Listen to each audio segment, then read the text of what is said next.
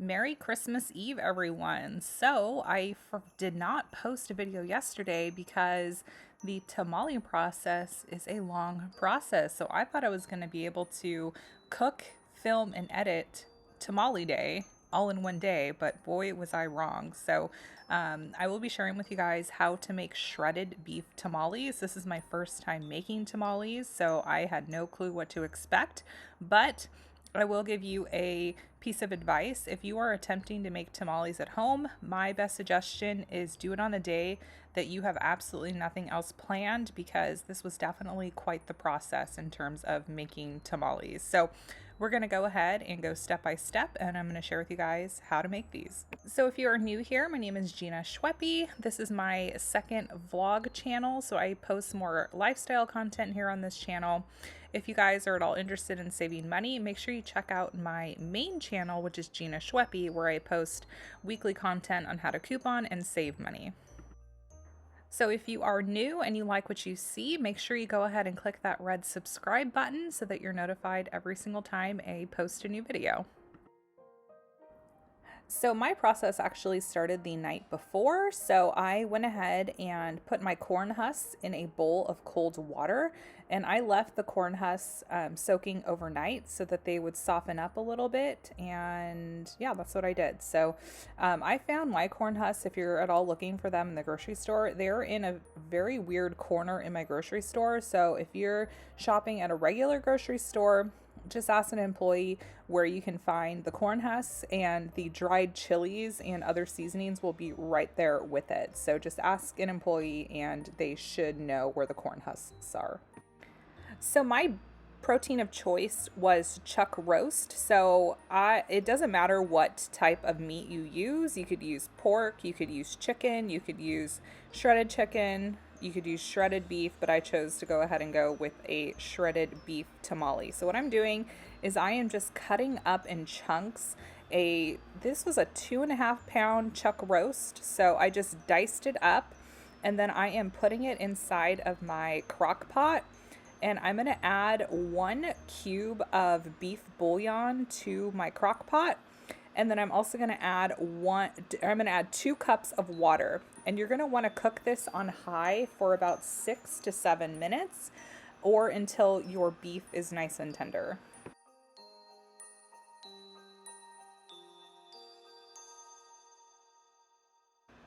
So while my beef was cooking, I actually started on my chili puree. So you're going to need 8 of these chilies. I'm not even going to try to pronounce them because I know I'm going to butcher the name, but I'm going to leave all of the ingredients below of what I used. So you want to take the stem off and remove all of the seeds. Very important. You want to remove the seeds from these guys because the seeds are what give the heat in the chili.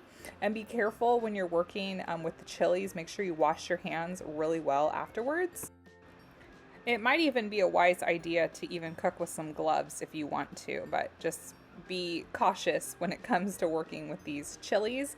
And this is my first time making like homemade Mexican food like this, tamales. So I was actually curious, is this the same way that you make homemade enchilada sauce? Because the consistency of the sauce reminded me of enchilada sauce. So if you guys have ever made your own enchilada sauce at home, let me know if this is the same process that you go about to make your own enchilada sauce at home. So I have about 12 chilies total, and you want to go ahead and give your chilies a good rinse. And I even soaked my chilies in the cool water for about 5-10 minutes. So it just depends on what you would like to do, but make sure you give your chilies a really nice bath before we're going to put them into a saucepan. So while your chilies are soaking in the cool water bath, go ahead and start shredding up your chicken because you're going to need this for your tamale filling. So my beef cooked for about, I would say around 6.5 hours. That's how long it took my beef to cook.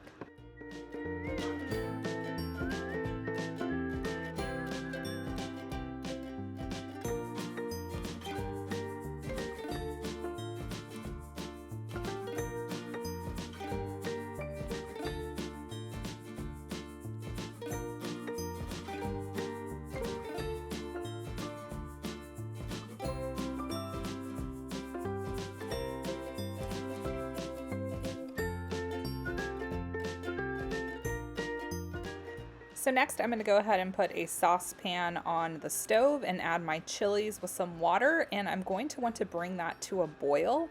Once the water is boiling, I turn the heat off and then I let the chilies steep in the boiling water for about 30 minutes or so.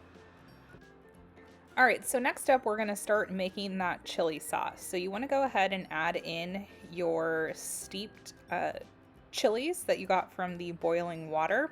And in the boiling water, I actually added a few garlic cloves as well, so those garlic cloves are nice and soft.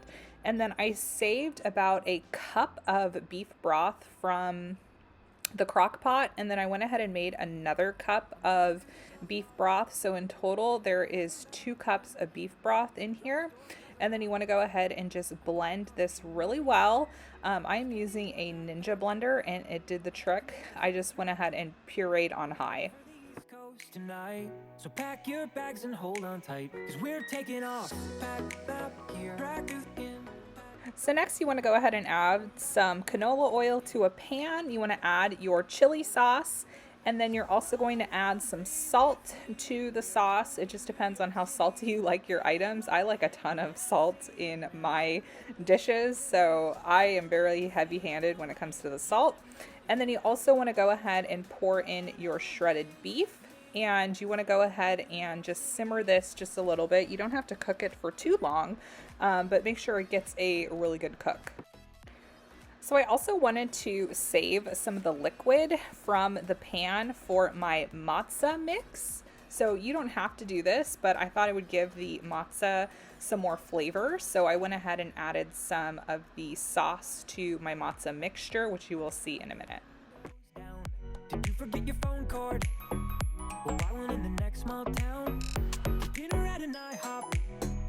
A shower at a truck stop.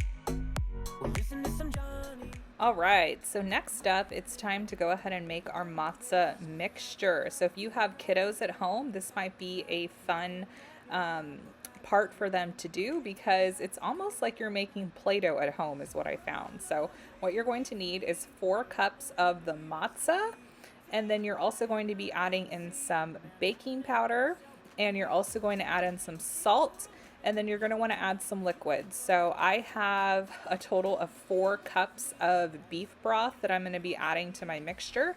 And I'm also adding in a little bit of that chili puree that I reserved from my saucepan. So you want to go ahead and just mix this up, and you want the texture of your matzah to be similar to Play-Doh. So make sure you can squeeze it easily through your fingertips. You don't want it to be too drying.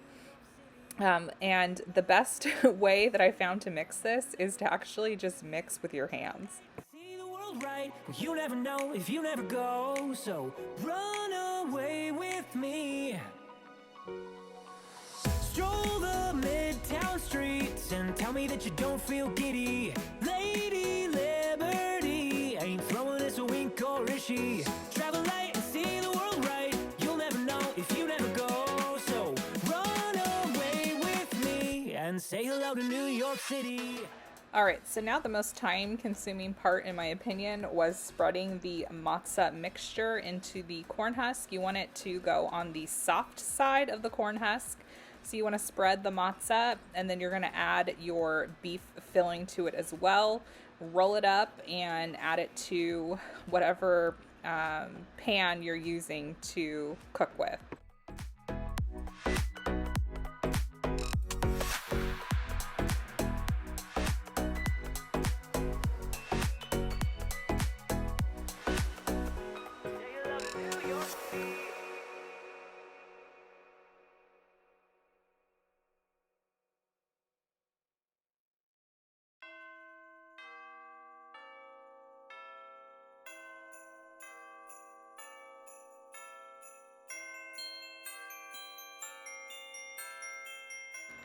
So at this point, I started to panic a little bit because I did not have a steamer at home. So I actually made my own steamer. So I just scrunched up 3 foil balls, and so I filled the bottom with water, and then I placed a ceramic plate on top of the foil. And then I went ahead and put a mug in the center of the plate, and then I started lining my tamales around the mug.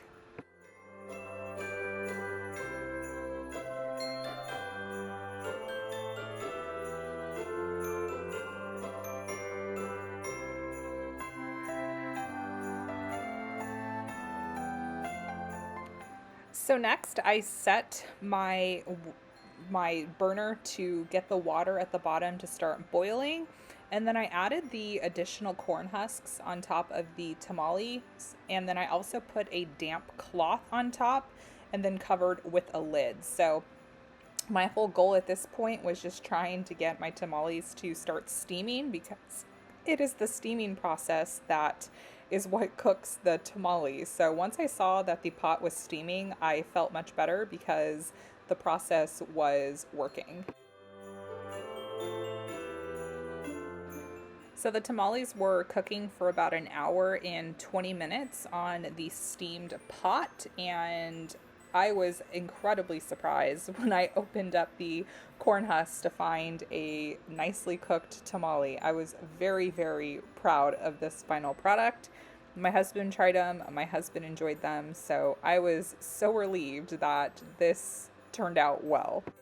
If there's one thing I can encourage you guys to do from this video is get out of your comfort zone with something. It doesn't necessarily have to be in the kitchen, but get yourself out there in 2021, try something new, and even if you don't achieve success the first time around, try it again, because that's exactly what I did with these tamales. The thought of making tamales at home on my own was just so overwhelming to where I thought, no way in heck can I do this. But it's mind over matter, and it was one step at a time, and the final product turned out so great. So I want to wish you all a happy Merry Christmas Eve. If you are watching this on Christmas Eve, Merry Christmas, and don't forget to click that red subscribe button on your way out, and I will leave all of the ingredients and measurements listed below with the recipe that I did use. So I hope you guys enjoyed this video. Make sure you give it a share on your social media, share it on your Facebook, pin it on your Pinterest, email it to a friend. That absolutely does help the engagement of my channel. So